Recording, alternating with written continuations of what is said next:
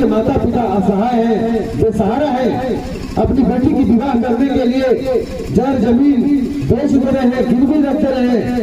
उसके बाद भी परेशानी से जूझ रहे हैं। एक बोझ हल्का होता नहीं कि दूसरे बोझ को उठाने में वो असमर्थ हो जाती है।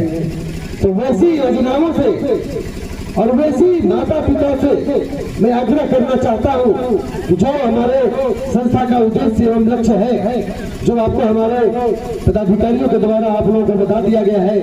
तो मैं चाहता हूँ कि मैं उस पॉइंट पे आप लोगों से बात करूँ जो डायरेक्ट आपको जिस परेशानी से जूझना पड़ रहा है। जैसे मैं देखा हूँ यहाँ गंदे कपड़े में है और प्लस में उनका रहन सहन क्या है, उनके घर में गरीबी के कारण तो है ही, लेकिन उनके घर में देख रेख करने वाला कोई नहीं है, जिसकी वजह से ऐसा नहीं कि उसके लिए कपड़ा नहीं है, उसके बदन पर नहाने के लिए पानी नहीं है, सब चीज है, लेकिन उसके माता पिता उसका केयर नहीं कर पा रहे हैं। उनके माता पिता जी हमारे पीछे मेरे बच्चे ही है, ये लोग स्कूल नहीं जा रहे होंगे, ये मुझे कंफर्म है। तो ऐसे लोगों के लिए, चाहे वो जिनके भी बच्चे हैं, ऐसे बच्चे के माता पिता से संपर्क करके और उन लोगों का नाम सूची आप उपलब्ध कराने की कृपा करें, ताकि मैं जो प्ले स्कूल बिहार में संचालन कर रहा हूँ आपके पंचायत स्तरीय तय करके और उनको शिक्षा से जोड़ने का काम करूंगा, चाहे वो बेटा हो या बेटी हो। क्योंकि अभी आंगनबाड़ी क्षेत्र में मैं देख रहा हूँ बहुत सारे फोटो वायरल आते हैं कि ऐसे बच्चे केवल थाली लेके जा रहे हैं और खिचड़ी खा के वापस आ जा रहे हैं, लेकिन उन्हें बस उतना ही ज्ञान मिल रहा है 5 साल 6 साल 7 साल 8 साल तक। और वो बच्चे के बाद में हम लोग जब सरकारी स्कूल में पहले में पढ़ाने जाते हैं तो मालूम पड़ता है गगर भी लिखने नहीं आ रहा है। तो वैसे बच्चों के लिए हम लोग आपके पंचायत स्तरीय शिक्षक के द्वारा स्कूल देने का काम करेंगे, जिसमें क से लेकर के और उनकी सारी मात्राएं या A to Z हो या मैथ हो, हिंदी हो, ताकि इतना अपने नजदीकी शिक्षकों के द्वारा उनको शिक्षा दे दिया जाए ताकि प्राइवेट स्कूल में नाम निकालने में उनको परेशानी न हो। जिसकी तैयारी हमारी ऑलरेडी चल रही है। 2 स्कूल हमारा बिहार में, एक मेगरा और एक डुमरिया, अगर जानते होंगे तो आप लोग जाकर के देख लेंगे, एक बार विजिट करके देखें स्कूल को। उसी को देखते हुए वैसे माता पिता जो अपने बच्ची को पढ़ा नहीं पा रहे हैं उनके लिए, और वैसे बच्ची जिनके माता पिता नहीं है, जो अनाथ है, उनके लिए हमने इसी बगल में बहुलिया पड़ता है नावाडी, आपने पता कर लीजिएगा, नावाडी में ही वैसे लोगों के लिए हम लोगों ने हॉस्टल का निर्माण करना शुरू कर दिया है। अभी इस सामूहिक विवाह के बाद हम लोगों की कार्यक्षेत्र उसी हॉस्टल में, जिसको अनाथालय के साथ हॉस्टल का निर्माण हम लोगों को करना है, उसके पीछे आप तमाम माता पिता और जितने भी अभिभावक हमको दर्शन जन आए हैं, मैं सभी लोगों से, आप लोगों से जो दिन भर में आप लोग पान गुटखा थैली बीड़ी सिगरेट फूक करके और 50-100 रुपए डेली आप बर्बाद करते रहे हैं, वैसी स्थिति में सिर्फ अपनी बेटी के नाम पे अपने घर में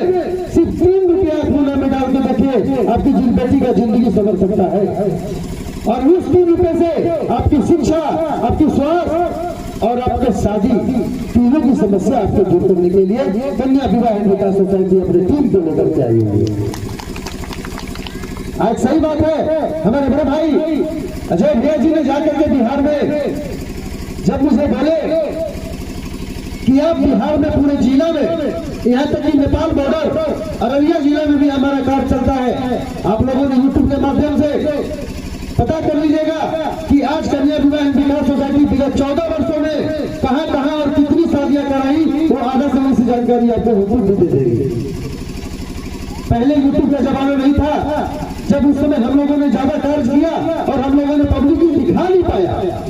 पब्लिक को हम लोगों ने ये नहीं दिखा पाया कि हमने किस बेटी की कहाँ विवाह कराया, किस बेटी का कहाँ दहेज रोकने का काम किया और किस बेटी का कहाँ हम लोगों ने बाल विवाह रोकने का काम किया। कारण क्या था कि हम लोग डिजिटल इंडिया में नहीं थे। आज डिजिटल इंडिया और हमारे पत्रकार बंधुओं के सहयोग से मैं कम से कम वो दिखा पा रहा हूँ कि मैंने कहाँ कितनी बच्चियों की विवाह कराया, कहाँ कितनी बच्चियों को हम लोगों ने परेशानी का सामना करने के बाद उन लोगों को समाधान करके और उन लोगों को न्याय दिलाने का काम किया। तो ये सारी चीज हमारे पत्रकार बंधुओं के द्वारा मुझे पता चलता है कि कहाँ किस क्षेत्र में कितनी समस्या हो रही है, और हम लोगों के द्वारा,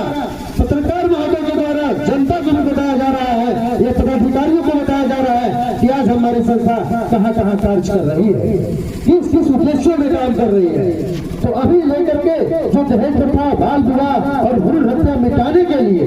समाप्त करने के लिए जो हम लोगों ने बेड़ा उठाया है, आप लोगों से कुछ नहीं मांग कर रहे हैं, कोई पैसा नहीं, कोई धन दौलत नहीं, आप लोगों से सिर्फ सहयोग की मांग कर रहे हैं कि जिस काम के लिए अगर हम कदम उठाएं और आपके एक फूल से अगर बड़ा गजला बन सकता है तो गजला के महत्व आप लोग समझ सकते हैं। तो हम अगर एक फूल लेकर के निकले हैं और आप लोग सभी फूल को एक कड़ी उनकी सूची देने में आप लोग मदद करेंगे। मैं चाहूंगा कि ऐसे से 100 वनिता देवी हमारे संस्था के लिए कर्मशील बने और हमारे संस्था के पूरे पदाधिकारी एवं कार्यकर्ताओं की ओर से आपको बहुत बहुत धन्यवाद।